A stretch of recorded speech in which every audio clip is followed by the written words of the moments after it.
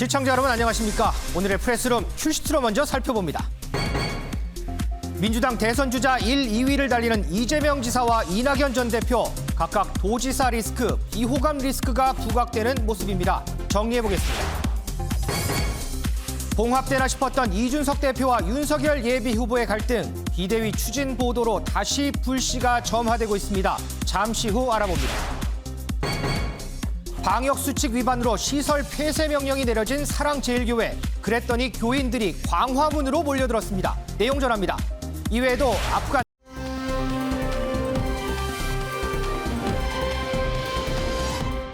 오늘부로 오늘까지 코로나19 확진자 수 48일째 네 자릿수를 이어가고 있습니다. 이 확산세 언제 꺾일지 기약도 없는 상황인데요. 이런 상황에서 매주 대면 예배를 강행해오던 전광훈 목사의 사랑제일교회, 이 관할구청에서 방역수칙 위반 혐의로 시설 폐쇄 명령을 내렸는데도 예배가 계속되고 있습니다. 김원미 기자. 자, 키워드 보니까 교회 대신 광장으로 해요. 네. 교회에서는 이번에는 교회는 아닌가 봐요. 예배 장소가? 네, 맞습니다. 이 말씀하신 것처럼 이 전광훈 목사가 이끄는 사랑제일교회 이 계속된 대면 예배 강행으로 인해서 시설 폐쇄 조치가 내려지다 보니까 여기에 반발하듯이 이번엔 광장으로 나왔습니다. 이 바로 광화문에서 예배를 드리겠다라고 이 선전 포고를 했었는데요. 실제로 어제 이 서울역 광장과 광화문 광장에 이 교인들이 삼삼오오 모이는 모습이 포착이 됐습니다. 그 모습 같이 보고 오시죠.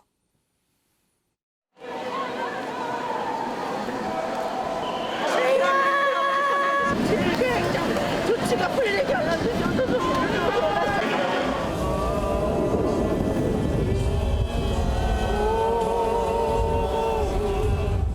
오늘 사랑제일교회에서 주최하겠다는 예배는 법원이 허용한 예외사항에 해당되지 않으며 감염병 예방법 등에 위반되는 행사로 판단됩니다. 추가적인 가수일에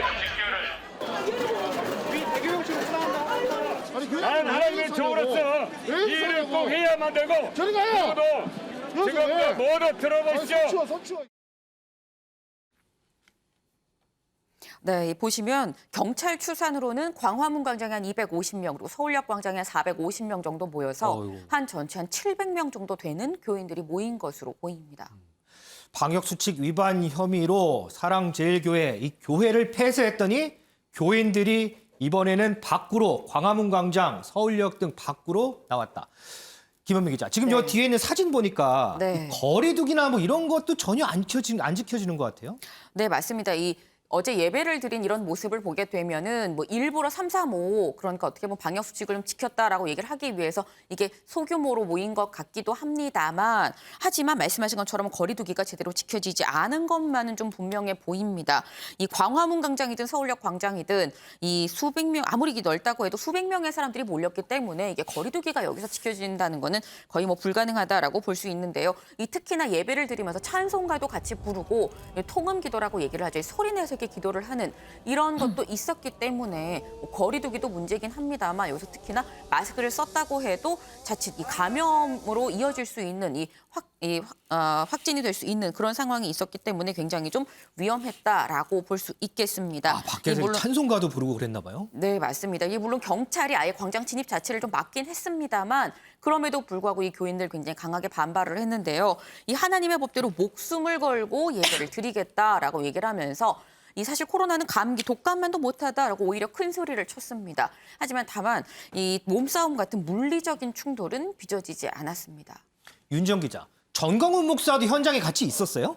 네, 전광훈 목사는 현장에는 없었고요. 지금 예배를 드리는 그 교인들의 손을 보면 다 핸드폰이 들려있죠. 네네. 그 핸드폰 화면 안에 전광훈 목사가 등장했습니다. 아하. 이 광화문 현장을 직접 찾진 않았고 별도의 스튜디오에서 이 온라인 예배 형식으로 예배를 진행을 한 건데요.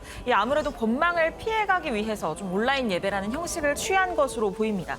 사랑제일교회 측은 이 전 목사가 직접 예배에 참석하지 않은 것과 관련해서 여러 여건을 고려했다라고 밝히기도 했습니다. 지금 광화문 광장을 중심으로 이 세종대로 사거리 주변 그리고 서울역 광장, 중앙계단 등에 모여서 지금 신도들이 손으로 보고 있는 게 이 전광훈 목사의 온라인 예배 생중계인 거죠. 그러니까 전광훈 목사는 실내에서 별도의 스튜디오에서 설교를 하고 교인들은 밖에 나와서 휴대폰으로 그 설교 모습 보면서 예배를 드렸고 이런 모습이었군요. 네, 맞습니다. 자, 그러면 어제 같은 예배 이런 상황이 어제 하루만 벌어지는 거야? 아니면 앞으로 쭉 계속 이렇게 하겠대요? 네, 앞으로도 쭉 이렇게 진행을 할 아하. 것으로 보입니다. 전 목사 어제 설교를 통해서 이 교회를 폐쇄했기 때문에 피난처로 예배를 드리러 왔다라고 얘기를 하기도 피난처요? 했거든요. 네, 어제 설교 모습 영상으로 확인해 보시죠. 조국 대한민국을 위하여 순교합시다. 예수를 위하여 한번 싸워봅시다. 사랑하는 우리 전국의 성도 여러분, For all the saints across this country today, 순교는 모든 신앙인들의 절정이요 꽃입니다. 꽃. martyrdom is the blossom, the final fruit of 여러분 다 all faith. 문재인을 싸기 위하여 순교의 정신으로 나가기를 And so we 바랍니다. must restore this spirit of martyrdom against President Moon 이 Jae-in. 세상에 오래 못 살아 이 We do not 사람은. live 저도 as a 아직 gift. 순교를 못 했는데 For me, I myself, I have not 이제 been able to 겨우 깜빡만 3번 갔다 face 왔습니다. martyrdom, but I've been in prison. 네, 마치 현장에서 실제로 같이 예배를 드리는 것처럼 굉장히 목소리가 크게 저렇게 설교를 진행하는 모습 볼 수 있었는데 이 전 목사 오는 일요일에도 이 광화문에서 예배를 진행하겠다라고 밝혔거든요. 어허. 예, 그렇기 때문에 추가적인 감염 우려 또 충돌 우려가 큰 상황입니다. 이 경찰과 서울시는 현재 정규 예배 이외에 이 야외 행사를 했다는 점에서 이게 감염병 예방법 위반에 해당되는지 검토를 하고 있는데요. 어허. 이 행사가 사랑제일교회 주관으로 이 진행되는지 여부 등을 확인을 하고 과태료를 부과하겠다는 방침입니다. 서울시에서 확인을 해서 과태료를 부과하겠다. 그럼에도 불구하고 사랑제일교회는 다음 주에 또다시 야외에서 예배를 강행하겠다. 자, 지난 주말에요. 이 거리로 나온 사람들 사랑제일교회 교인들뿐만 아닙니다. 또 거리에 나온 사람들이 있습니다. 제 뒤에 사진이 있는데요.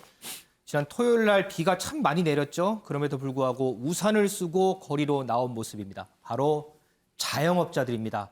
우산에는 자영업이라는 글씨와 생존권이라는 글씨를 쓰고 시위에 나선 겁니다. 자, 오늘부터 수도권 4단계, 비수도권 3단계, 거리두기 단계 2주간 더 연장이 됐죠. 그러면서 바뀌는 부분도 있습니다. 당초 밤 10시까지였던 식당, 카페 등의 영업시간이 1시간 당겨져서요. 밤 9시까지로 당겨졌습니다. 대신에 3인 이상, 오후 6시 이후에 3인 이상 모임 금지는 백신 접종 완료자에 한해서 4인까지로 확대가 됐습니다. 모임 금지가 2인에서 4인까지 확대가 됐지만 자영업자들 반응 그리 좋지만은 않습니다. 자, 보신 것처럼 생존권을 외치면서 하루하루 생계를 걱정하며 지내는 분들을 생각해서라도 나 혼자보다는 우리 모두를 생각하는 마음이 지금 당장 시급한 때가 아닌가 싶습니다.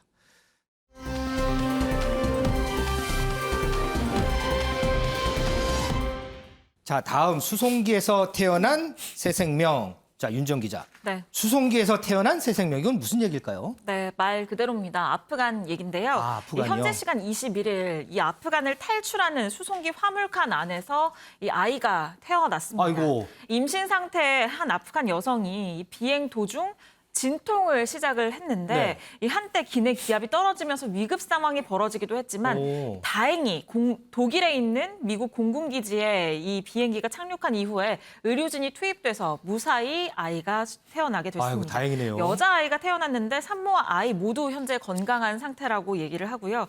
이 미 공군은 SNS를 통해서 출산 소식을 알려오기도 했는데 이 기내 기압을 높이기 위해서 긴급하게 비행 고도를 낮췄고 그 덕분에 임산부의 생명을 구할 수 있었다라고 전했습니다. 아유, 그나마 천만 다행입니다.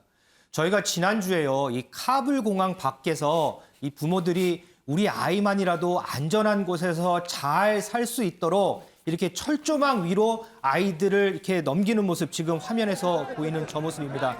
철조망 밖에서 미군들에게 아이를 이렇게 건네는 모습 저희가 지난주에 좀 전해드린 바 있는데 김은미 기자, 네. 저 아이들 지금 어떻게 생활하고 있는지 이 부분이 좀 공개된 게 있죠? 네, 맞습니다. 지금 보시는 저 아기 이 미군 손에 들어가서 대체 아빠를 만날 수 있었을까 궁금했었는데 아빠를 만났다고 합니다. 사실 너무나 다행인 소식입니다. 하지만 사실 이렇게 이 공항 안으로 미군 손에 의해서 공항 안으로 들어간 아이들 중에는 지금 앞서 본 저 아이처럼 아빠를 부모를 만난 아이보다는 못 만난 아이가 사실 더 많다는 게 안타까운데요. 그렇기 때문에 이 지금 현재 공항 안에서 근무하는 뭐 미군을 포함한 다른 외국 군인들 지금 보시는 것처럼 저렇게 아이를 돌보는 모습이 이렇게 포착이 되기도 했습니다. 아하. 이게 무장한 군인들, 굉장히 큰 몸집의 무장한 군인들이 아주 작은 아이를 안고 있는 모습이 참 어떻게 보면 좀 기묘하다라고까지도 말씀을 드릴 수 있을 것 같은데 저런 상황에서도 그래도 아이를 돌보는 이 몇몇 군인들의 얼굴이 웃음이 있는 걸 보고 조금 더 안타까움이 더해지는 것 같습니다. 근데 사실 저 상황보다도 더 안타까운 상황은 공항 담벼락 밖의 상황입니다. 더 안타까운 상황이 있어요? 네, 이 불과 담벼락 하나를 두고 이 탈출하고자 사람들이 정말 많이 몰린다는 소식 늘 전해드리고 있는데 그 사람들이 많이 몰리다 보니까 이 2살배기 아이가 압사당하는 일도 벌어졌습니다. 아이고, 워낙 사람이 많다 보니까 그랬군요. 네, 맞습니다. 굉장히 사람들이 많이 몰리다 보니까 한 미국 회사에서 통역을 하고 있었던 한 여성이 남편 그리고 2살배기 딸, 이제 자매들랑 같이 이 공항으로 탈출하기 위해서 왔는데 사람들한테 밀려서 넘어졌다고 합니다. 근데 이 엄마 이 몸을 일으키자마자 바로 딸을 찾았습니다만 찾았을 때는 이미 이 숨을 거둔 뒤였다라고 하는데요. 사실 우리가 안타깝다 얘기를 합니다만 이 안타깝다는 표현으로 다 담을 수 없는 상황들이 이 현재 아프간 현장에서는 벌어지고 있습니다. 자, 이 미군의 품에 안겨서 정말 천진난만하게 얼굴을 쳐다보고 있는 글쎄요, 생후 뭐 몇 개월일까요? 1년도 안 된 아이 같아요. 이 아이도 있고요. 이 생수로 목을 축이는 이런 아이도 있고 엄마가 보고 싶을까요? 이렇게 막 떼를 쓰는 듯한 이런 모습의 아이도 있습니다. 이 아이들 진짜 언젠가는 부모들 꼭 만날 수 있기를 제가 기원해 보겠습니다. 자, 이렇게요. 아프간 국민들 하루하루 고통 속에서 생활하고 있습니다만 그 반대로 아프간 전 대통령의 가족들 정말 정반대의 생활을 하고 있습니다. 윤정 기자. 네. 우리가 지난주에 아프간 전 대통령의 딸 미국에서 정말 생활하고 있는 모습 이런 근황 전해줬잖아요. 네, 아들도 맞습니다. 비슷하다면서요? 네, 딸인 마리암, 이 뉴욕의 고급 아파트에서 이 예술가로서의 삶을 즐기면서 호화 생활을 한다는 내용 저희가 전해드렸는데요. 네. 그런데 가니 대통령의 아들, 이 타렉 역시 현재 워싱턴 DC에서 대학 교수로 재직하면서 이 호화로운 일상을 보내고 있는 모습이 포착이 됐습니다. 이 워싱턴의 부촌에 이 고급 그 타운하우스에 거주하고 있다고 하는데 가격만 14억 2천만 원이라고 합니다. 아하. 이곳에서 아내와 함께 거주를 하고 있는데요. 이 한 매체가 집에 찾아가서 현재 아프간 상황과 관련해서 인터뷰를 요청했습니다. 그런데 이 인터뷰를 거절했고요. 그래서 이 몇 시간 동안 기다렸던 모양이에요. 네. 그런데 몇 시간 만에 집 밖에 나온 모습이 포착이 됐는데 이 고급 시계 매장 그리고 가죽 제품 매장을 연이어서 방문을 하고 아하. 또 카페에서 친구를 만나서 이야기를 나누는 모습, 즐겁게 이야기를 나누는 저런 모습이 포착이 된 겁니다. 이 뉴욕 포스트는 이런 상황에 대해서 이 가니 대통령은 조국을 버렸고 두 자녀는 미국에서 호화 생활을 하고 있지만 아프간인들은 탈레반의 억압적인 통치에 공포에 떨고 있다라면서 비판적인 목소리를 전했습니다. 아프간 국민들은 공포에 떠는 사이에 전 대통령의 자녀들은 미국에서 아주 호화로운 생활을 즐기고 있습니다. 김은미 기자. 네. 이 아들, 딸들의 작은 아버지죠. 아프간 전 대통령 동생, 심지어 탈레반한테 충성맹세까지 했어요? 네, 맞습니다. 이 탈레반이 직접 지난 21일에 이 트위터에 영상을 하나 공개를 했습니다. 근데 이 영상을 보니까 이 영상에 가니 대통령의 동생이 하슈마트, 지금 바로 저 영상인 건데요. 하슈마트랑 탈레반 지도부가 같이 있는 그런 모습입니다. 근데 사실 긴장감이 감도는 게 아니라 이 굉장히 화기애애한 그런 모습이죠. 심지어 막 웃네요. 네, 이게 웃으면서 악수를 하기도 하고 심지어 상대에 대한 어떤 존중의 의미로 이마에 이게 키스를 하는 모습도 보입니다. 아하. 이 하슈마트랑 탈레반이 손을 잡은 것 같은 나왔다라는 생각이 드는 대목인 건데 실제로 이 탈레반이 밝히기로 대통령의 동생인 이 하슈마트가 탈레반에 충성을 맹세했다고 밝혔습니다.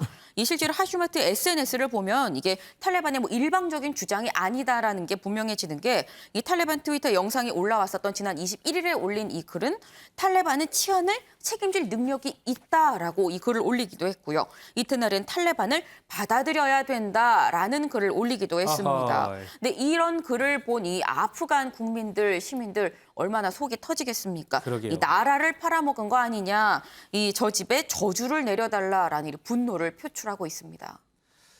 윤영걸 대표님. 예. 저 아프간 전 대통령의 가족들의 생활을 보는 참 아프간 국민들 심정이 참 이해가 가는데 이 국민들은 탈레반을 피해서 계속해서 탈출을 하고 있어요. 네. 그런데 너무 많다 보니까 각국에서 이 난민들을 수용을 다 못하나 봐요. 그래서 미군이 우리나라 포함해서 전 세계 미군 기지에 이 난민들을 수용하겠다. 뭐 이런 입장을 밝힌 것 같아요. 이에 대해서 정치권에서 좀 반응이 엇갈리던데 이 난민 수용 문제 윤 대표님은 어떻게 좀 보세요? 예, 지금 뭐 월스트리트 저널에서 보도가 됐죠. 지금 그 미국 국방부가 그 우리 주한 미군이 주둔하는데 네. 뭐 일본, 독일, 이탈리아, 뭐 코소보 이런 나라들을 해외 미군 기지에 아프간 피난민들을 좀 수용하는 걸 검토하겠다. 그렇죠. 뭐 그런 얘기를 했는데 우리나라 주한미군 사령부는 아직 뭐 시달한 바 없다. 뭐 이렇게 얘기하고 있어요. 예, 송영길 민주당 대표는 뭐 그게 가능하겠느냐. 지리적으로도 우리나라는 너무 멀어서 좀 그거 신중해야 된다. 뭐 이런 입장이고 국민의힘 허은하 수석 대변인은 또 인도적인 차원에서 적극 검토해야 된다. 그렇죠. 뭐 이런 얘기를 했어요. 네. 저는 그 다른 나라 주한 미군들이 있는 일본이나 독일이나 이탈리아 이런 나라도 있으니까 그런 나라랑 우리나라가 좀 보조를 맞춰야 되는 거 아닌가 뭐 이런 생각이 들고 뭐 단기적인 그 거주다, 단기적인 체류다 이거는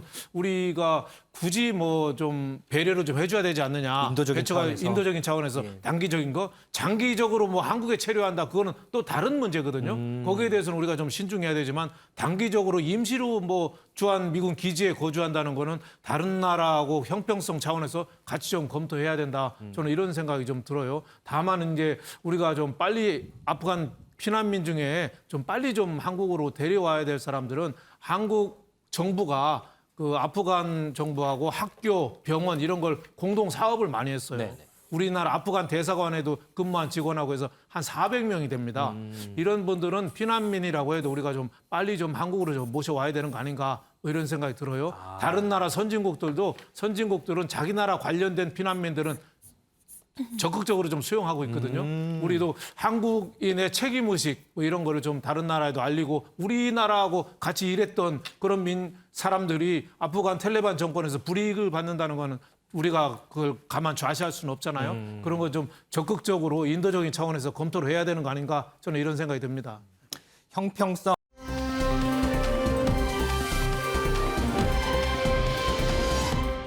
윤지영 기자, 네. 그만 아프고 싶어요. 누가 그만 아프고 싶다는 얘기일까요? 네, 많은 분들 기억하고 계시죠? 지난 5월 이 친구의 계부에게 성폭행을 당한 뒤에 친구와 함께 목숨을 끊었던 여중생 A 양의 얘기입니다. 아하. 이 유서가 발견이 됐는데 사망 100여일 만에 이 유품을 정리하던 가족들이 저 유서를 발견을 한 겁니다. 이 2장 정도 되는 편지 내용인데 이 내용에는 부모님이 내 곁에서 위로해줘서 그동안 버틸 수 있었다라면서 너무 아팠다라면서 당시의 상황을 설명하고 있는데요. 이후에도 아프다는 표현이 계속 이어졌습니다.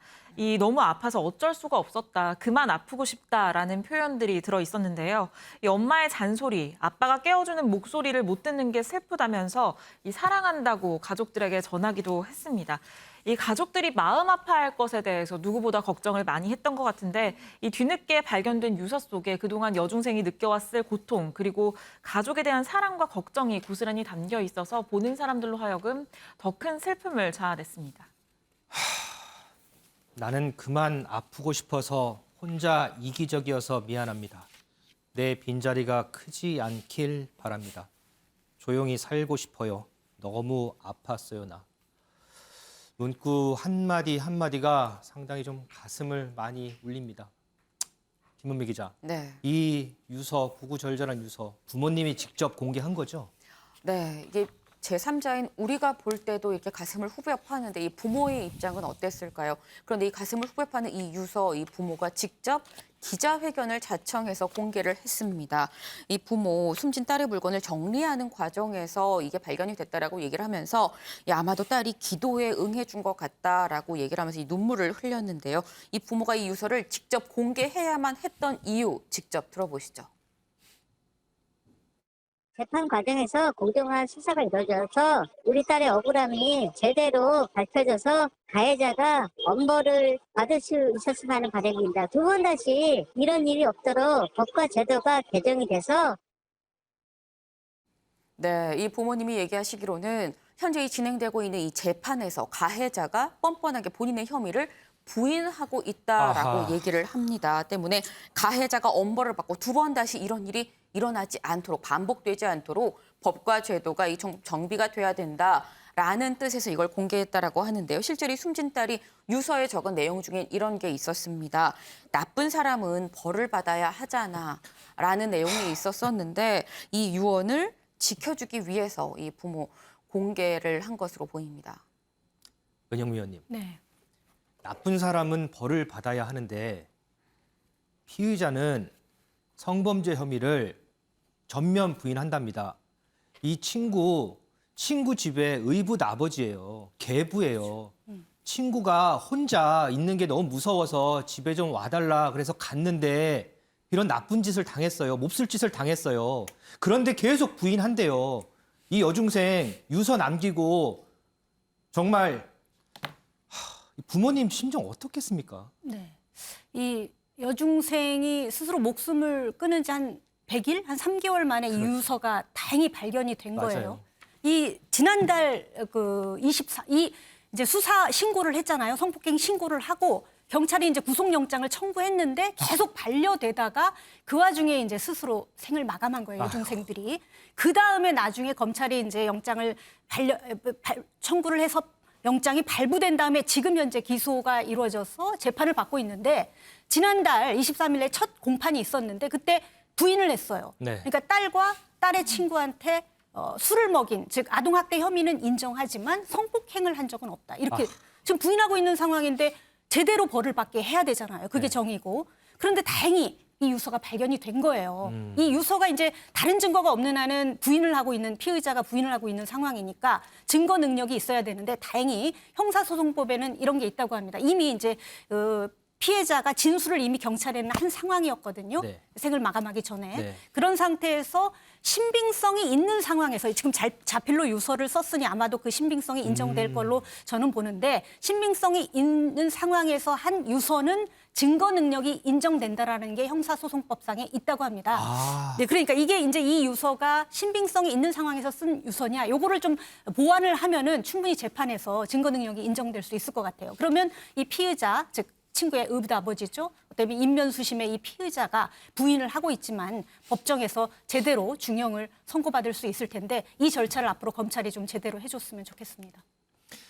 이 숨진 여중생 마지막으로 호소했습니다. 이번 일이 꼭 좋게 해결됐으면 좋겠다고요. 진실 꼭 밝혀질 겁니다.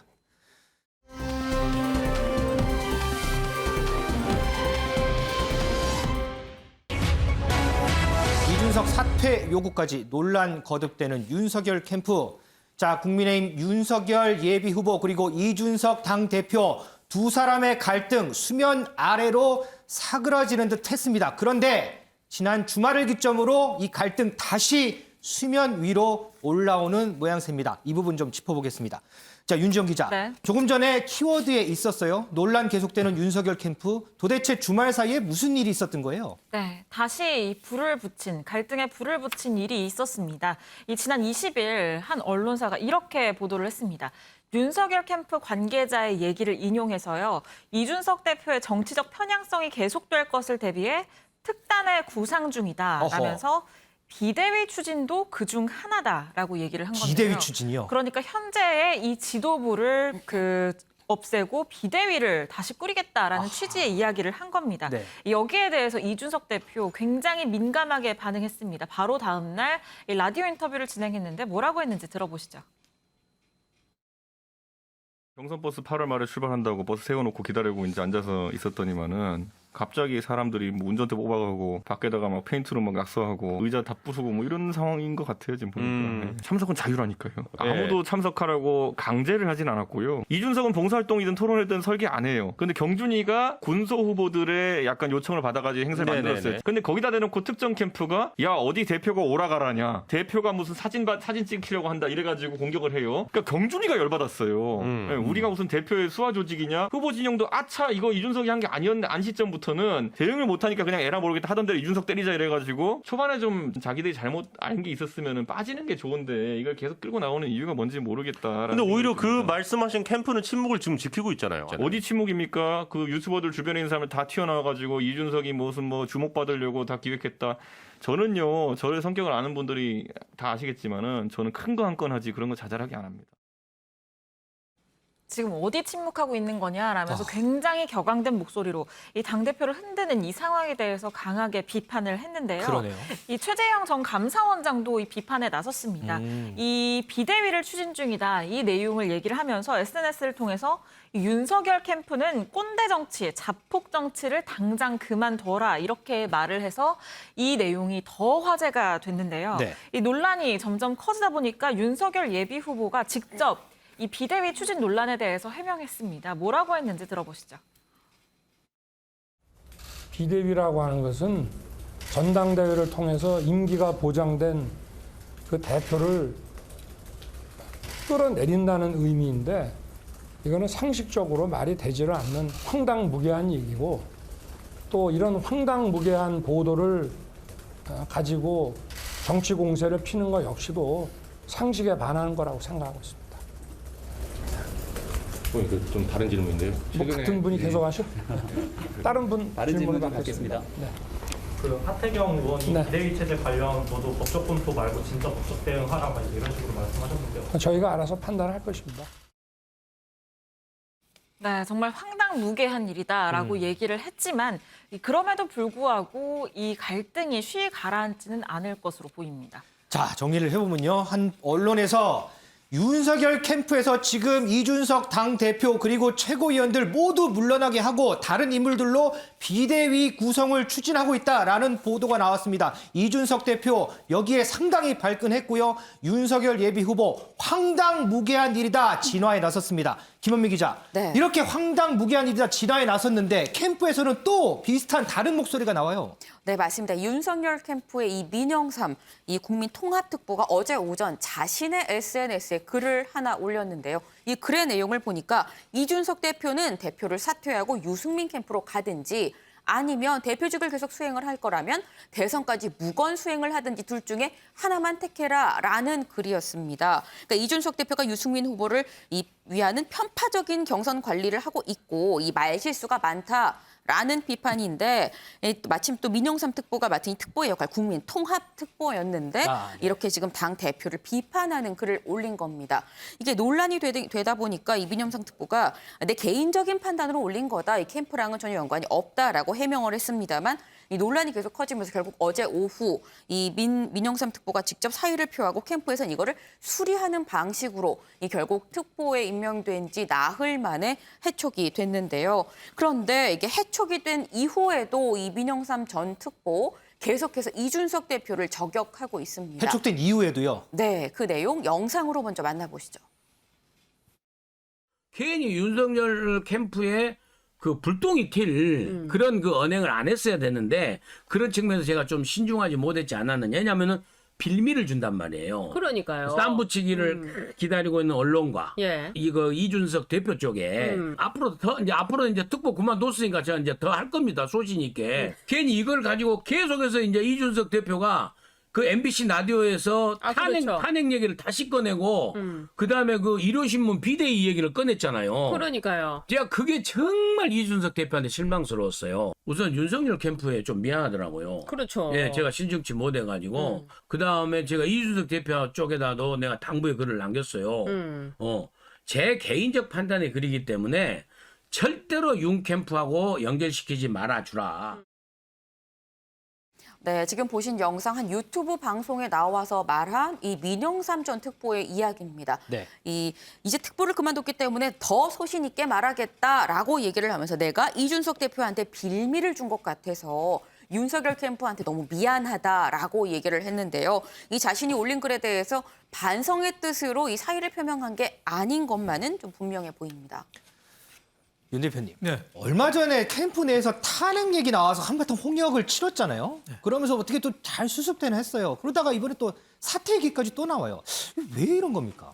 그러니까 뭐 좀 악순환이 아닌가 싶어요. 예, 이번에 그 비대위 구성한다는 얘기는 이준석 대표 2달밖에 안 됐는데 벌써 내보내고 비대위 한다는 게 말이 안 되잖아요. 이 보도도 근거가 별로 없는 보도예요. 일요신문, 뭐 특정 언론사입니다만 얘기입니다만은 뭐 좀 선정적으로 좀 화제 중심, 황색 언론으로 좀 많이 꼽히는 그런 거잖아요. 아니 뭐 거기에 누가 얘기했다는 것도 없고 캠프 관계자가 얘기했다. 좀 뭐 선정성, 에드벌런 띄우는 기사인데 거기에 또 발끈하는 것도 저는 좀 이상한다는 생각이 들어요. 너무 자극적인 말이 좀 이렇게 주고받는 거 아닌가 이런 생각도 들고 또 윤석열 캠프의 상주 인원만 한 150명이 된다는데 이 캠프도 너무 좀 중구난방이 아닌가 싶어요. 민영삼 국민 전 그 윤석열 캠프 국민통합특보 뭐 얘기 뜻은 무슨 말인지는 알겠어요. 유승민, 이준석은 유승민 캠프 가든지 아니면 있으려면 조용히 무건수행해라. 무건수행 너무 말이 많으니까 말 좀 줄여라. 이게 초점을 맞춘 말인 거는 알겠는데 특보 신분이란 말이에요. 특보 신분으로서 그런 말을 했다는 게 적절치가 않은 거죠. 그러니까 정치적인 좀 오해를 사고 하다 보니까 자꾸 좀 자극적인 말을 좀 주고받는 거 아닌가 뭐 이런 생각이 들어요. 저런 면에서는 민영삼 전 특보가 좀 그 말은 무슨 뜻인지는 알겠는데 좀 신중치 못한 걸로 좀 불화를 좀 일으킨 측면도 있다 뭐 이런 생각이 되고 저는 이준석 대표나 윤석열 그 후보나 이쪽 측면에서도 좀 너무 자극적인 말로 서로 좀 자극을 자꾸 하는 거 아닌가. 이게 보수 지금 주인이 없다 보니까 주도권 다툼인 성격이 좀 강하거든요. 이 대권 후보 선정이 될 때까지 지금 이준석 주도를 하느냐, 뭐 윤석열 새로 입당했는데 새로 좀 주도권 확보하느냐 이 싸움이 자꾸 저렇게 커지는데 저렇게 하면 이제 지지율이 자꾸 떨어지고 정권 교체가 갈수록 멀어지는 거죠. 양쪽 다 좀 각성이 요구됩니다. 네. 이 민영삼 전 특보에 대한 그런 비판이라든지 이준석 대표와 윤석열 예비 후보 간의 뭐 여러 가지 뭐 평론들 이런 부분은 저희가 좀 얘기 듣겠고요. 앞서 이제 특정 언론사에 대한 뭐 이런 부분은 뭐 개인적으로 보시는 그 거죠? 언론이 뭐 잘됐다 잘못된 게 아니고 일요일 매거진인데 주로 화제성을 많이 나오다 보니까 그 기사도 이렇게 보면은 소스가 누가 얘기했다가 딱 안 있잖아요. 관계자라고 했으니까 그러니까 기사 자체가 그렇게 좀 선명하지는 않다 이런 느낌이죠. 특정 언론사에 대한 이런 표현에 대해서 좀 올바르지 못한 표현들이 있었습니다. 좀 양해 부탁드리겠습니다. 윤정 기자. 네. 자, 이렇게 이런 그 비대위 추진 보도에 대해서 윤석열 후보도 황당무계한 얘기라고 했고요. 네. 민영삼 전 특보도 이제 해촉이 됐어요. 자, 캠프에서도 이 문제에 대해서 적극적으로 좀 해명을 할 것 같아요. 네, 맞습니다. 갈등 진화를 위해서 애쓰고 있는데 특히 윤석열 캠프 김병민 대변인이 오늘 한 라디오 인터뷰를 진행했습니다. 여기에서 뭐라고 했냐면 이 부캐가 본캐를 이렇게 더 뛰어넘다 보니까 생긴 일들이다라고 했는데 부캐가 본캐를 뛰어넘었다. 네, 부캐라는 얘기 요즘 많이 하거든요. 그렇죠. 본캐라는 게 원래 자기 자신 캐릭터라면 부캐는 좀 부수적으로 따라오는 새로운 캐릭터인데 이 부캐가 본캐를 앞질러서 이런 일이 생겼다라고 얘기했습니다. 뭐라고 했는지 발언 내용 구체적으로 들어보시죠. 이준석 대표를 비롯해서 저도 그렇고 지금 여러 얘기들이 나왔던 분들이 다 정치평론을 하는 분들이에요. 부캐가 본캐를 압도해서 벌어진 일들이 아닌가. 우리가 이제 방송을 하면 사실 본캐에 집중을 해야 됩니다. 저도 지금 제가 본캐에서 약간 벗어난 얘기를 하고 있는 거죠. 민영삼 원장 뭐 등에 대한 평론가들이 갖고 있는 이 본인들의 내재되어 있는 캐릭터의 모습이 아닐까라는 생각이 문득 들었는데요. 일종의 약간 하지만 대변인으로서도 얘기하고 싶은 게 너무너무 많음에도 불구하고 지금 내 본캐는 대변인이지 해서 말을 굉장히 아끼거든요. 네. 그래서 가끔 이제 방송에 나가면 왜 말을 그거밖에 못합니까? 옛날에 너무 달라진 거 아니에요? 얘기하지만 예. 윤석열 후보 캠프 대변이니까. 오케이. 근데 이준석 대표는 그 거침없이 말하는 것 그게 큰 장점이고 매력이어서 뽑아준 거 아니었어요? 국민들이 야당에게 기대하고 있는 목들이 있습니다. 여기에 조금 더 집중해서 강력한 여권에 대한 대여 투쟁 그리고 국민들이 평안하게 살기 위한 야당 대표로서의 역할 그런 측면에서의 적극적인 소통에 나섰으면 좋겠는가. 네, 이준석 탄핵 발언으로 논란을 일으켰던 신지호 정무실장의 경우에는 이 본캐는 윤석열 캠프 정무실장인데 이 부캐인 평론가 캐릭터가 좀 본캐를 압도한 측면이 있었고 또 민영삼 전 특보의 경우에도 이 평론가의 캐릭터가 너무 앞질러서 나온 것 아닌가라는 얘기를 한 겁니다. 그러면서 이게 개인적인 의견이지 캠프의 의견이 아니라는 점을 강조한 건데요. 그런데 여기에서 끝내지는 않았습니다. 이준석 대표를 향해서도 이 본캐에 집중했으면 좋겠다라고 얘기를 했는데 이 본캐가 야당 대표잖아요. 네. 야당 대표는 여당에 대한 투쟁, 대여 투쟁이 원래의 역할이기 때문에 이 대여 투쟁에 집중해달라라는 조언도 아끼지 않았습니다. 자, 그러면요. 윤석열 예비 후보 이준석 대표 말고 이번 논란 보는 국민의힘 당내는 어때요? 네. 당내에서는 이 김재원 최고위원이 윤석열 캠프를 지적하고 나섰는데요. 어허. 뭐라고 했는지 들어보시죠. 윤석열 캠프에서 형사 고소를 하든지 법적 조치를 한다고 했으니까 이것은 반드시 형사 고소를 해서 그 내용이 누구 입에서 나왔는지 확인을 시켜주고 서울사가 것이 형사 처벌 대상이 아니라 하더라도 우리 당에서는 반드시 그 징계를 해야 될 사안이라고 봅니다. 민영삼 그분께서 어떤 글을 올렸다는 보도를 보고 참 딱하게 생각이 들었고 하루빨리 조치를 좀 했으면 하는 바람이었는데 다행히 곧바로 조치가 되었다고 생각하고요. 내용에도 보면 무건수행하라 이런 이야기가 나오는데요. 이준석 대표가 무슨 수도승도 아니고 무건수행하라는 그 내용 자체가 저는 별로 옳지 않은 주장이었다고 생각하고 있습니다. 네, 본인도 최고위원인 만큼 이 지도부 해체를 암시하는 이 비대위 추진 관련 발언에 대해서 굉장히 심각하게 생각을 하고 있는 것 같은데 윤석열 캠프에서 반드시 형사고소를 해서 이 누구 입에서 비대위 검토 얘기가 나왔는지 확인해달라라고 얘기를 했고 당에서는 반드시 징계를 할 사안이라고 얘기를 했습니다. 그리고 민영삼 전 특보에 대해서도 이 무건수행이라는 게 이준석 대표가 무슨 수도승도 아니고 무건수행이라는 내용 자체가 맞지 않다라는 비판을 내놨습니다. 김현미 기자, 네. 이 두 사람 논쟁에서 항상 이 부각이 되고 거론이 되는 게 바로 유승민 후보예요. 네. 민영삼 전 특보 SNS에도 유승민 캠프가 언급이 되고 하긴 하던데 지금까지 유승민 후보는 여러 논란에 대해서 좀 관망세를 보이는 듯한 이런 모습이었어요. 네. 그런데 이번 논란과 관련해서는 직접 나서더라고요. 네, 맞습니다. 이유승민 후보 오늘 직접 기자회견을 자청을 했는데요. 뭐라고 얘기했는지 들어보고 오시죠. 윤 후보와 가까운 인사들은 도대체 왜 이런 도발을 하는 것입니까? 이준석 대표와 가까웠다는 과거의 인연만으로 괜한 오해를 받기 싫어서 어지간한 일들은 그냥 참고 넘겼습니다. 그러나 정권 교체의 적신호가 켜지고 있는 지금 분명하게 해둬야겠습니다. 윤석열 후보는 본인이 직접 사과하셔야 합니다. 캠프 인사가 계속 당대표를 흔드는데 이런 일이 후보의 승인이나 묵인 없이 과연 가능한 일입니까? 윤석열 시장을 지지하는 분들께서 대구시당 앞에서 이준석 대표를 사퇴했다는 집회를 연다고 하는데 대선 이 경선 과정에서 당대표 사퇴에 무슨 시위를 한다는 게 제가 처음 겪는 일이라서 그냥 황당하게 할 뿐입니다. 네, 유승민 후보의 얘기를 들어보니까 내가 참다 도저히 못 참겠다라면서 나온 그런 모습입니다. 네. 안 그래도 이준석 대표와의 어떤 개인 인연 때문에 오해를 받기 싫어서 그동안 내가 말을 좀 자제하고 있었었는데 보자 하니까 이 당대표 흔들기 때문에 정권 교체가 어려울 판이다라는 얘기인 건데요.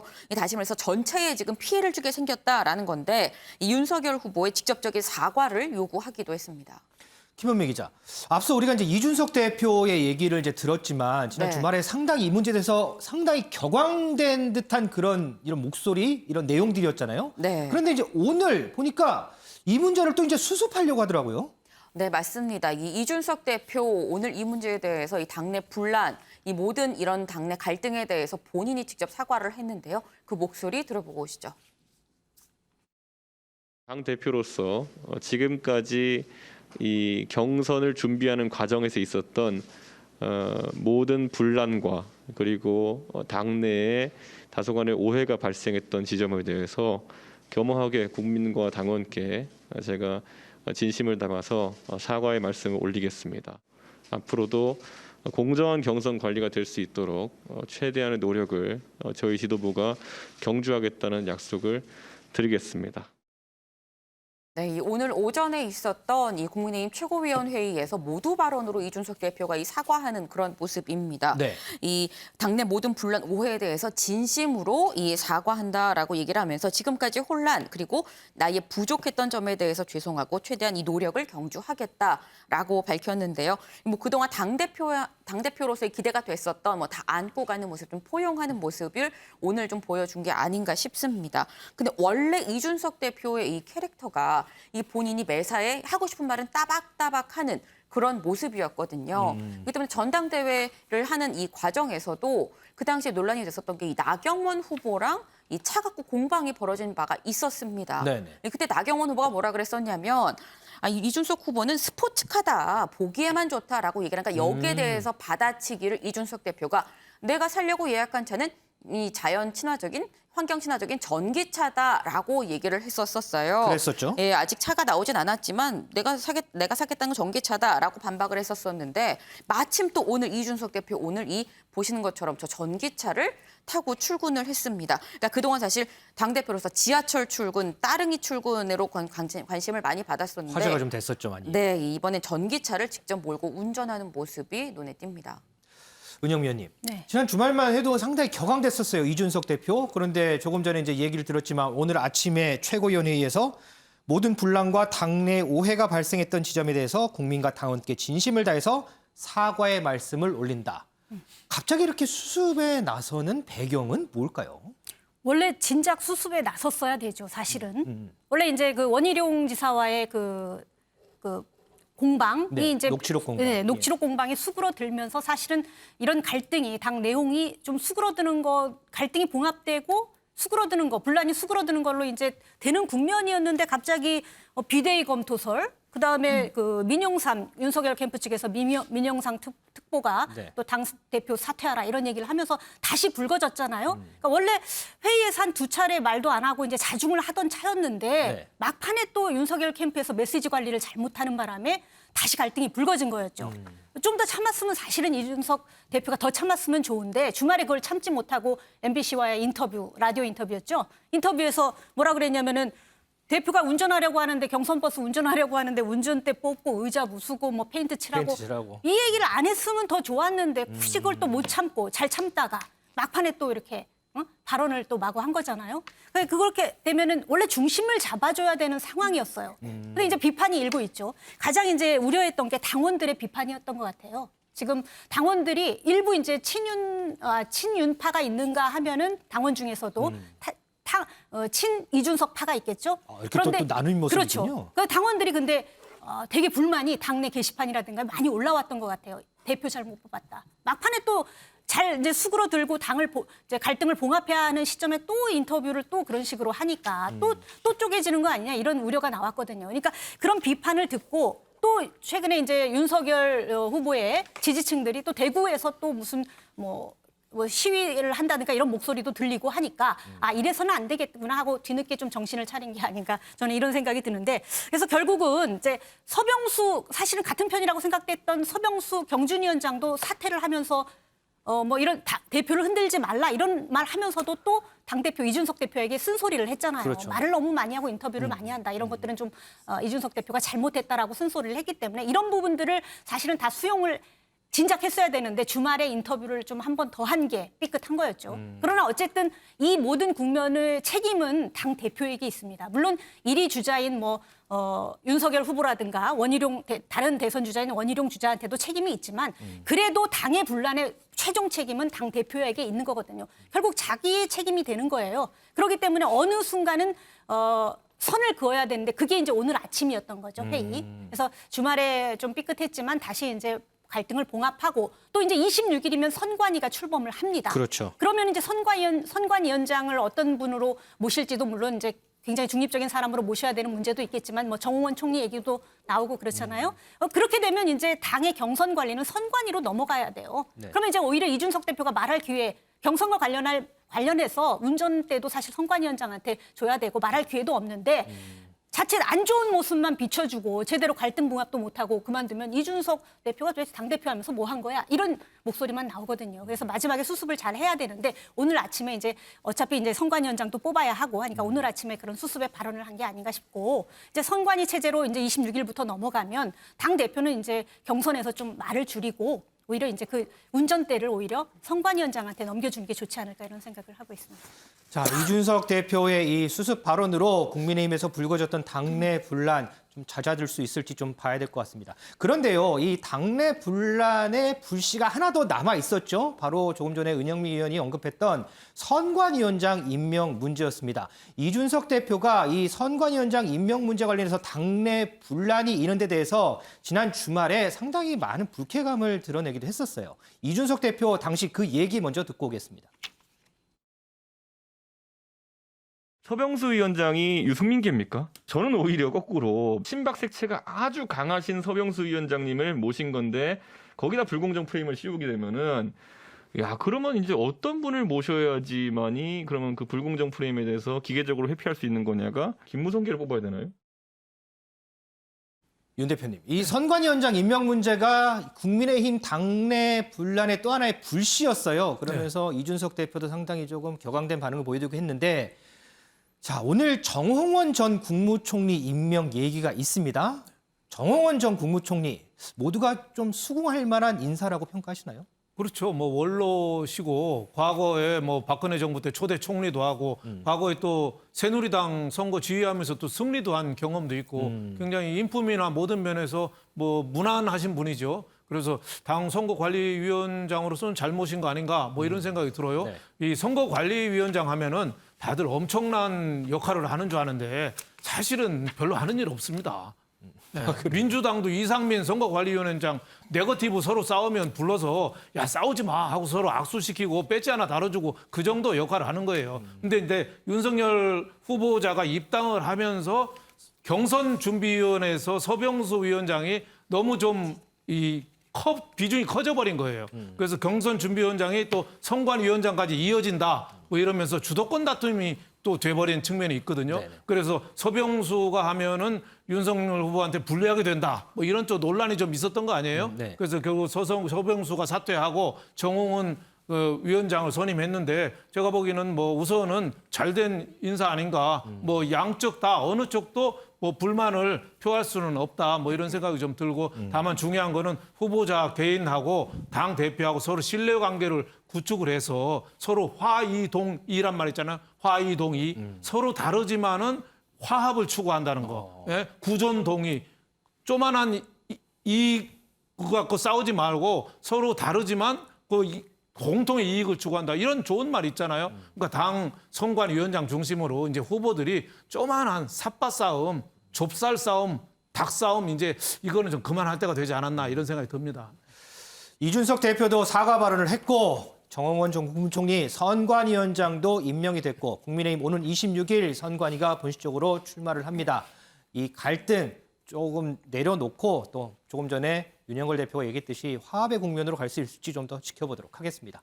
자, 이런 가운데 윤지영 기자. 네. 윤석열 예비 후보의 행보가 상당히 좀 화제던데 보니까 민지를 외친다 뭐 이런 얘기가 있어요. 민지가 누구예요? 네, 민지 바로 이 MZ 세대를 얘기하는 겁니다. 아, 요즘 그 신세대를 얘기하는 MZ 세대요. 네, 맞습니다. 이 80년대 초에서 2000년대 초반에 태어난 세대를 말하는 건데 이 MZ 세대를 의인화해서 이 민지라고 얘기를 하고 있는 건데요. 요즘 민지야 부탁해 캠페인을 진행하고 있는데 이 홍보 영상이 화제입니다. 영상 확인해 보시죠. 민지한테 연락이 왔어? 요즘 MZ 세대가 이런 것 때문에 힘들다는데 이거 우리가 좀 나서야 되는 거 아니야? 아니 학생들이 코로나 때문에 취업 걱정도 되고 휴학까지 생각한다는 거야. 채용 공고나는 곳이 이렇게 없어서 어떡하나. 결혼하고 싶어도 살 곳이 없다는데 이런 거 좀 우리가 시원하게 해결해 주자고. 야, 민지가 해달라는데 한번 좀 해보자. 같이 하면 되잖아.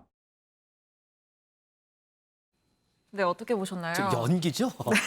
연기 수업은 조금 더 받아야 될 것 같은데. 네, 윤석열 전 총장이 등장인물로 등장한 건 뭐 당연하고요. 저기 앉아있는 사람들도 이 실제 참모진들입니다. 김병민 대변인 얼굴도 확인을 해보셨죠? 네. 이 홍보 영상에서 MZ세대를 겨냥한 듯 회의도 태블릿 PC로 하는 모습을 보였어요. 이 SNS를 보면 이 반응들은 둘로 나뉘는 것 같습니다. 아, 둘로 나뉘어요? 네, 물론 소통을 위해서 좀 노력을 하고 있다라는 점은 긍정적으로 평가한다라는 반응들도 많은데 이 다만 정작 2030의 반응은 좀 싸늘해 보이기도 하거든요. 이 기획한 사람을 자르라는 반응도 있었고요. 그래요? 또 MZ세대인 이준석 대표 말부터 잘 들어라라는 반응도 있었습니다. 좀 수박 겉핥기식의 어떤 캠페인 홍보보다는 좀 더 심층적인 어떤 정책을 내놓는 그런 면을 기대했던 것 같기도 한데 특히 MZ세대인 강민진 청년정의당 대표는 이렇게 얘기했습니다. 이 어른이 청년에 대해 아는 척하는 거 별로다라면서 이 MZ세대는 반말 듣는 거 안 좋아한다라는 얘기도 덧붙였습니다. 윤석열 후보가 이제 저 영상에서 이제 반말을 하니까 그런 부분도 좀 꼬집는군요. 네. 이게 이제 MZ세대를 겨냥해서 만든 영상인데 또 비판들도 좀 나오는 것 같습니다. 하나만 더 짚어볼게요. 여기 그림이 있어요. 보니까 뭐 베개 광고 모델로 데뷔했다 이런 얘기도 있던데 이게 무슨 얘기예요, 이거는? 네, 실제로 돈을 받고 광고 모델이 된 건 아니고 네. 이 대구 서문시장, 보수의 심장인 대구 서문시장에 이 한 침구류 가게에 지금 보시는 것처럼 윤석열 베개가 등장했습니다. 이 실제로 윤 전 총장이 뵀던 그 베개는 아니고 원래 팔던 베개를 좀 더 잘 팔고 싶었던지 윤 전 총장의 사진을 가지고 온 건데요. 이 윤 전 총장은 소상공인분들께 도움이 된다면 초상권은 무료다라고 이렇게 밝히기도 했습니다.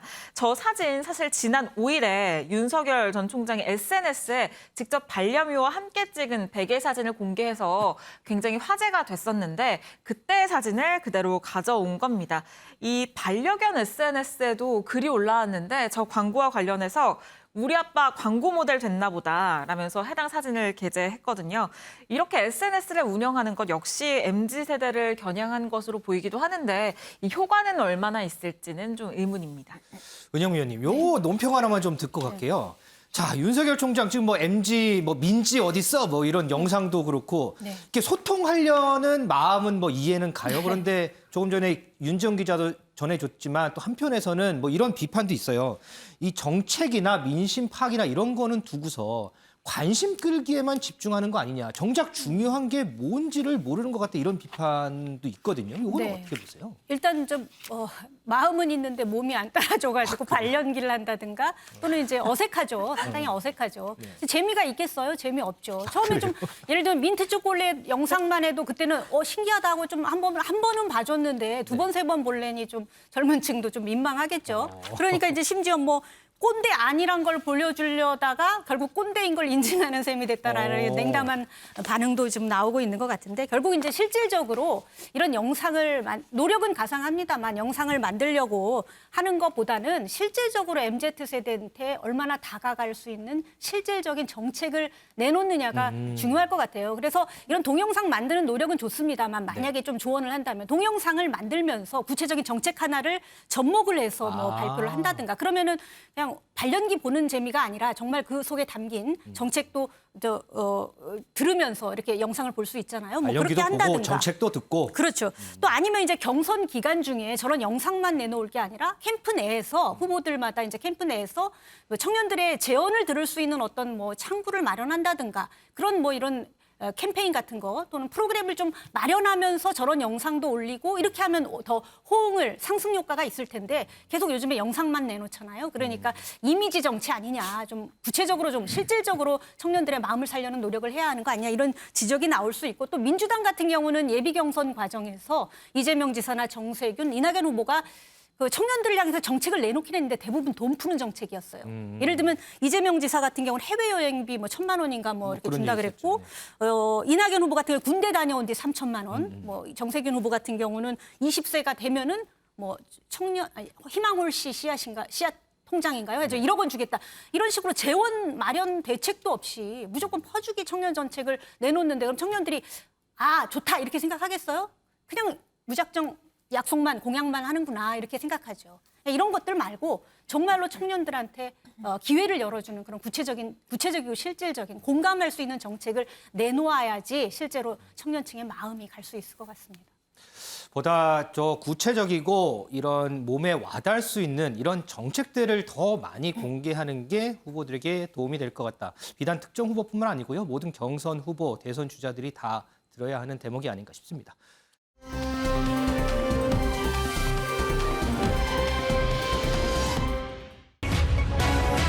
결국 고개 숙인 이재명, 황교익 논란 패자는 여권 민주당의 여론조사 1, 2위 후보죠. 이재명 지사, 이낙연 전 대표 둘 다 최근에 리스크가 많이 부각되는 모습입니다. 이 문제 좀 짚어보도록 하겠습니다.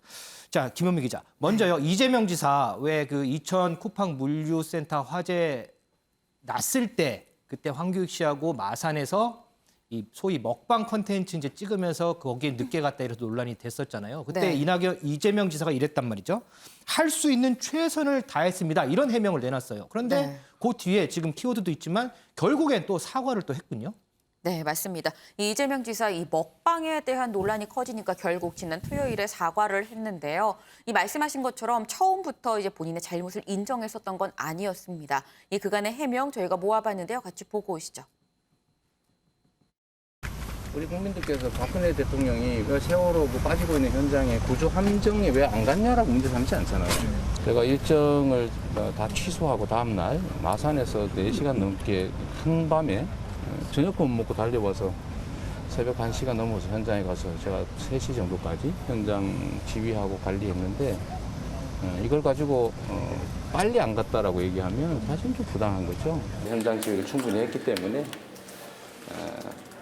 제가 할 수 있는 일을 최선을 다했다 이렇게 생각합니다. 이런 국민의 안전의 문제를 가지고 왜곡하고 좀 심하게 문제 삼지 않았으면 좋겠습니다. 페이스북에서 글을 올리셨더라고요. 네. 네, 죄송합니다. 네.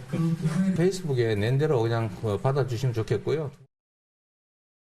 네, 이재명 지사 이게 지난 토요일에 자신의 SNS 글로 이 사과를 했습니다. 그런데 이 앞서 보신 영상, 이 글을 올리기 직전 날까지도 문제가 없다, 왜곡하지 마십시오라고 얘기를 하면서 박근혜 전 대통령이 세월호 때 이 왜 현장에 안 갔냐고 지적을 하는 건 아니지 않습니까? 라고 굉장히 당당한 그런 모습을 보였었는데 불과 하루 만에 완전히 태도를 바꿔서 이 일정을 즉시 취소하고 현장에 갔었어야 한다는 그 지적이 옳다. 내 판단 행동이 이 국민의 눈높이에 맞지 않았다라면서 이 사과를 했습니다.